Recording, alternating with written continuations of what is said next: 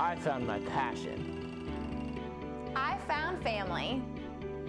I found my calling. I found a place to call home. Discover what you can find at Marietta by visiting marietta.edu today.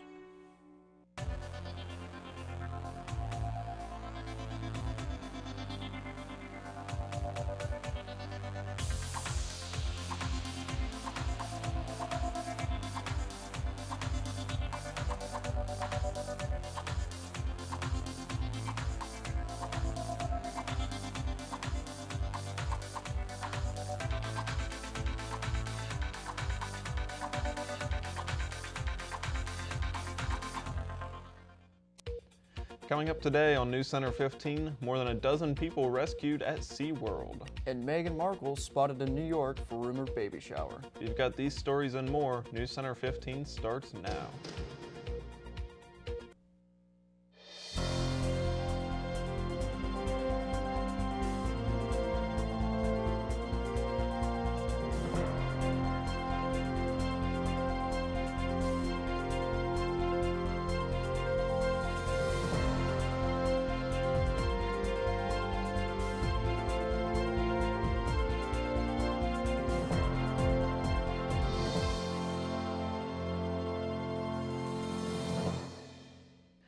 Good afternoon, you're watching WCMO TV on Channel 15. I'm Ethan Brown. And I'm Cooper Holmes.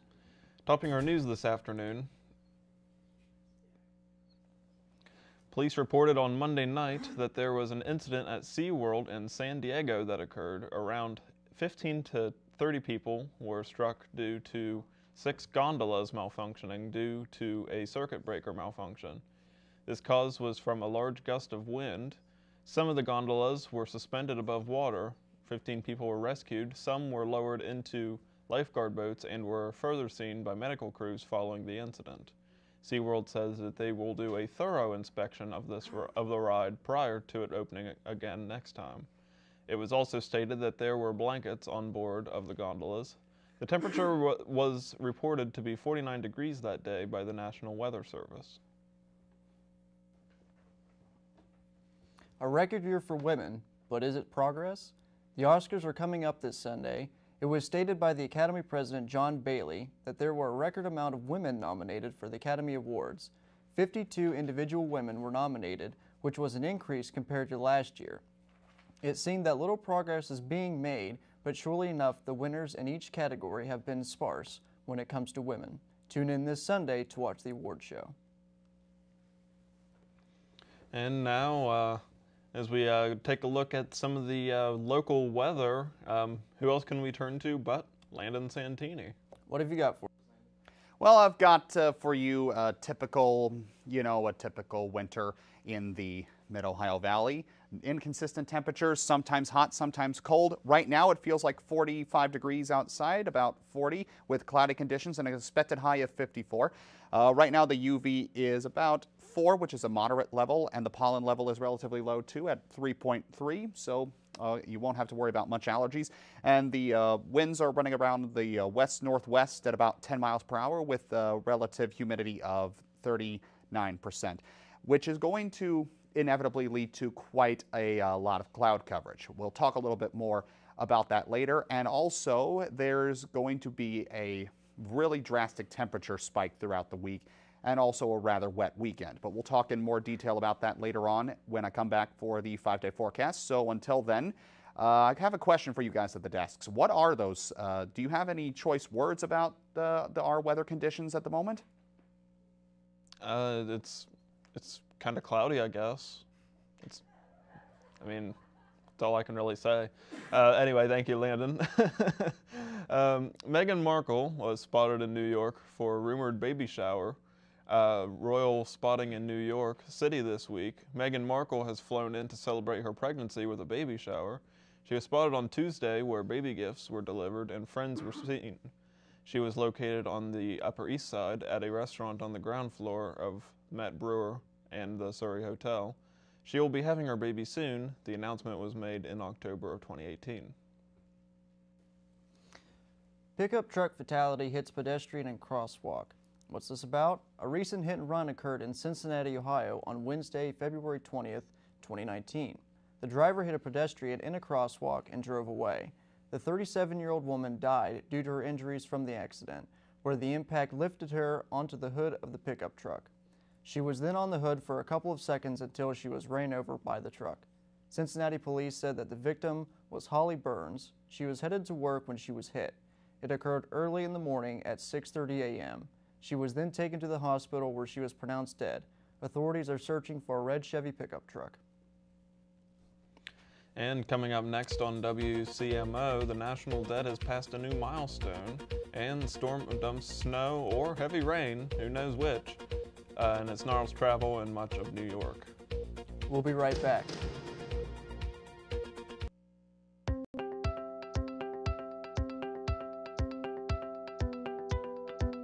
I never chew tobacco. I don't drink much. Never smoked a cigarette in my life. HPV. Isn't that about cervical cancer? What does that have to do with oral cancer?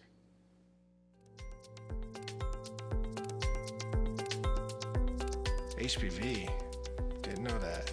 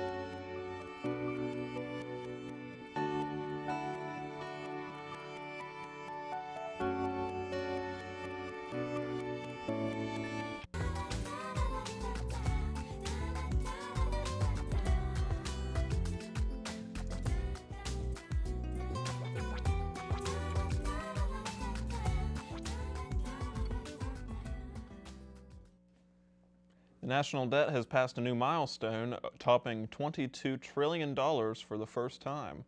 The Treasury Department's daily statement showed Tuesday that the total outstanding public debt stands at $22.1 trillion.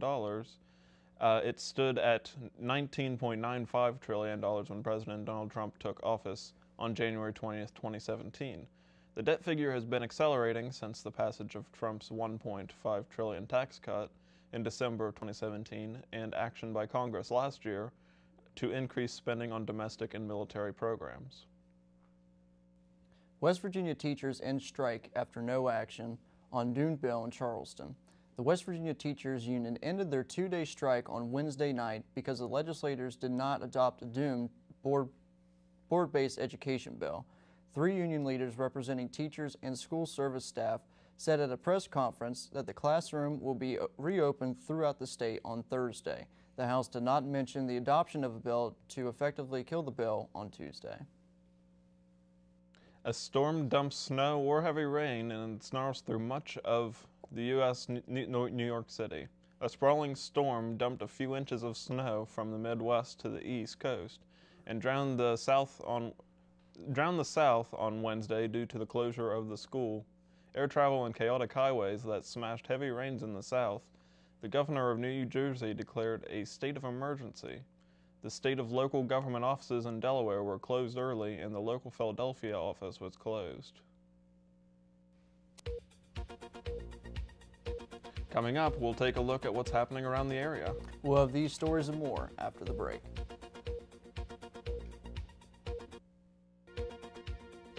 And it looks like we're going to be having a little bit of a wet weekend. So we'll talk more about that when I come back for your 5-day forecast after the break.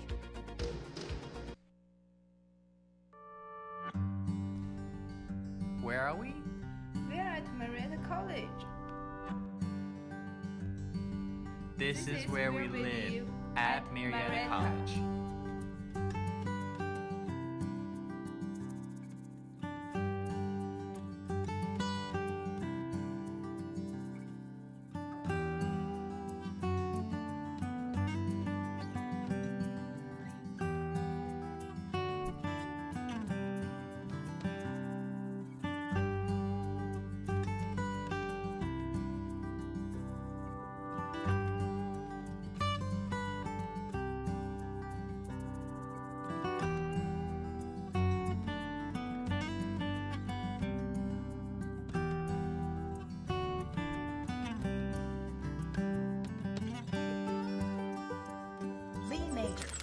your flu vaccine yet? Make that your mission for today. Did you say mission?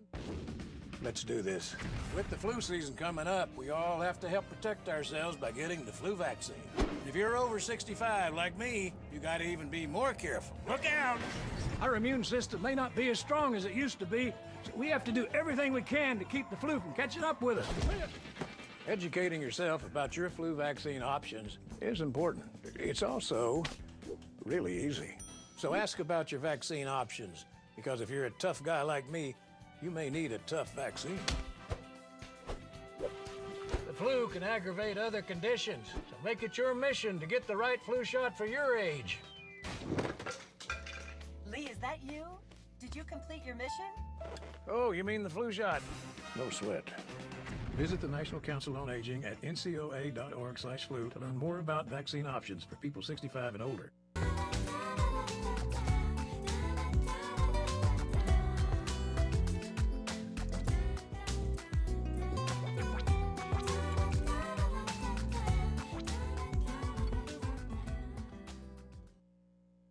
Financial burden of operating a 60-year-old building, far bigger than its capabilities, has forced the Marietta Family YMCA to announce its closure of nearly all its programs except those involving childcare or children's camps. Around 90% of the Y's memberships are month-to-month rather than annual. The organization, founded in Marietta in 1909, has struggled for more than a year as it looked for a buyer interested in the property. To retain its charter with the National YMCA, a local chapter had to keep at least one program group, and the child care programs seemed the most critical to the good of the community. Child care services will continue in the 7th Street building until the end of April. The Frontier Local Schools District will be looking to improve building security thanks in large part to a grant from the State Bureau of Workers' Compensation. The board was notified of the grant for $37,247.25, which was contingent on a local match of $12,415.75 by the Superintendent Brian Rich. On its regular monthly meeting on Monday night. He said that we'll be able to rework the doors and apply 3M security film over the windows. The board discussed strategies for recruiting community volunteers to promote a proposed substitute levy being considered for the November ballot. The levy would replace an emergency levy currently being voted on for the reward every 5 years with a permanent levy at the same mileage rate. In the middle of a long, cold winter, everyone wants to get out and do something. What better timing for the Riverfront Roar to have its Roarin' Cabin Fever Party? This first-time fundraising event was held Saturday evening at the Marietta Shrine Club in an effort to raise money for this year's Riverfront Roar that will be held July 12th through the 14th. It would feature powerboat national racing on the Ohio River near the levee. The fundraising party included a nacho bar, country store, 50-50 drawing, purse and gun raffles, and a silent auction selling numerous things including theme baskets and t-shirts, sports items, and jewelry. The featured entertainment for the Roarin' Cabin Fever Party was a popular 5-member local band called Bash. The Riverfront Roar is among the premier events held each year in Marietta. The community soaks up the boat races, and the racers love Marietta as well. And moving on to the world of entertainment, the Oscars are coming up Sunday, but there's plenty of other entertainment news to report. Here's Landon Santini with the Hollywood Minute. Chris Hemsworth plays Thor in the Marvel movies, but now he's set to play Hulk. Hulk Hogan, that is. The Australian actor has been cast as the American wrestling legend in a biopic. The film reportedly will focus on Hogan's rise to stardom. In other news, days before the Oscars, other film awards are still being given out. The 21st Annual Costume Designers Guild Awards have honored the favorite for excellence in period film, Crazy Rich Asians for excellence in contemporary film, and Black Panther for excellence in sci-fi fantasy film. Here's your first look at The Highwaymen, starring Kevin Costner and Woody Harrelson as the Texas Rangers who vowed to bring down infamous bank robbers Bonnie and Clyde. Kathy Bates co-stars in the fact-based film, which hits Netflix on March 29th. For Hollywood Minute, I'm Landon Santini. And thank you very much, Landon. Some Certainly some very interesting things happening in the world of entertainment, huh? That there is, that there is. And now we will head right back to the multi-talented Landon for weather. How's it look out there, Landon? Well, it looks like we're going to be having a bit of a warm spell for a good chunk of the week. We've had quite really fit of cold temperatures over this past week. But as we take a look at our conditions around the country, as you can see, we're not really having to deal with much precipitation as of yet. Most of that has moved away from the Ohio Valley and has moved down towards the southern eastern states. You can tell that right now we're experiencing temperatures in the highs of about teetering between the 60s and the upper 50s, mostly in the upper 50s. As we take a look at the low temperatures, that's where we're mostly teetering at as well. So it's we're kind of at an even spot right now in terms of temperatures. And as you can see, because of the rain we've had over the last couple of days this week, we've had the state of Ohio has had quite an abundance of cloud coverage, but most of it is not going to hit the Mid-Ohio Valley. So as we look at the 5-day forecast, tomorrow we're expecting a high of 47 and a low of 37 with partly cloudy conditions.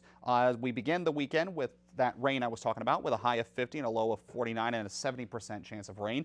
Continuing on into Sunday with a 60% chance of rain, a high of 54 and a low of 27. But as we get into the next work week on Monday, we'll cool down a little bit thanks to the rain, with mostly sunny conditions and a high of 42 and a low of 25.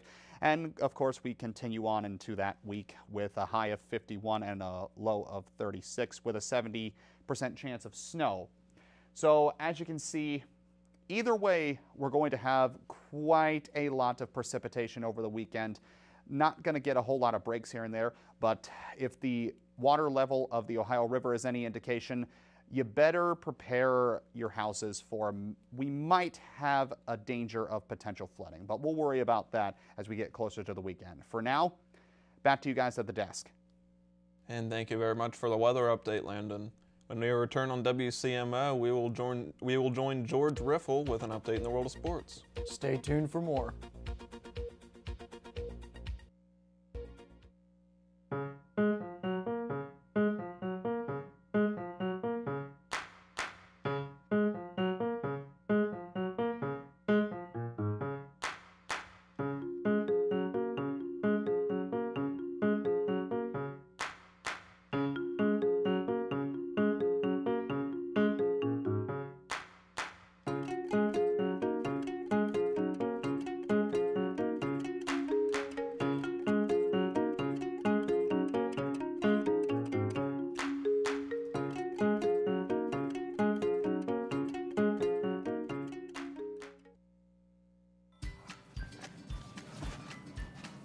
I think it goes around.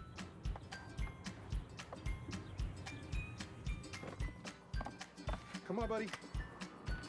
I'm here for you. Oh, it's gonna be great. Look, look. Why is this so hard? Let's go. We gotta get you a practice. I read it. Look, and it's set.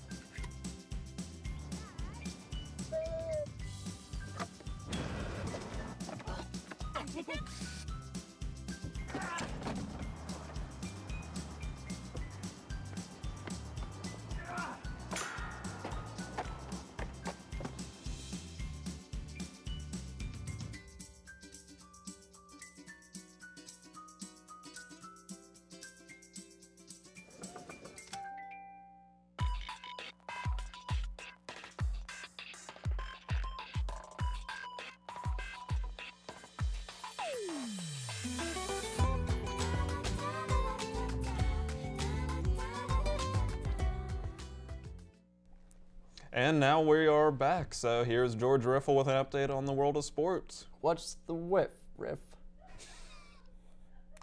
The Marietta College campus will certainly be rocking tonight as women's teams play in the second round of the OAC tournament in Ban Johnson Arena. The women will kick off the night at 7 o'clock against the Ohio Northern University, who they have already defeated in the regular season series. The women are looking to keep their OAC dream alive as they defend their OAC title from a year ago. SU Hoops coach Bohemian strikes, kills pedestrian on highway. Syracuse men's basketball coach Jim Boeheim struck and killed a 51-year-old man walking on a highway late Wednesday night as he tried to avoid hitting the man's disabled vehicle. Syracuse police say George Jimenez had been in a car with 3 others before midnight Wednesday when their vehicle crashed into a guardrail on a Syracuse interstate.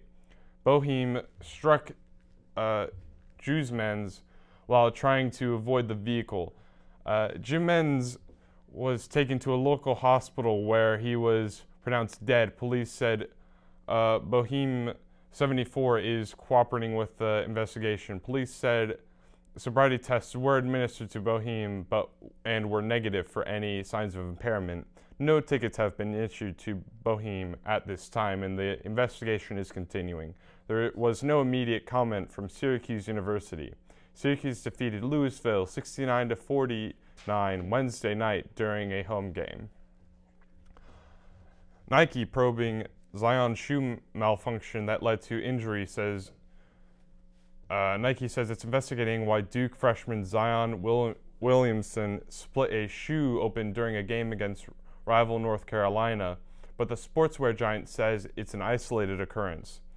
The Beaverton, Oregon-based company says its concerns with its quality and performance of its products are of utmost importance. The shoe manufacturing malfunction, which forced Williamson to leave the game with a knee sprain, happened in front of a crowd of celebrities, including former President Barack Obama and Spike Lee.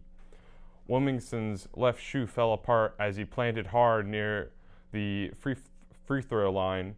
The blue rubber sole ripped loose from the white shoe from the heel to the toes along the outside edge, with Williamson's foot coming all the way through the large gap. Nike quickly became the target of ridicule on social media, which presents challenges for the sportswear brand. Nike's shares are down 1% or 89 cents to $84 in early morning trading Thursday. The Tour de France will start in Denmark in 2021, beginning with a ride in Copenhagen, followed by 2 more stages around the country.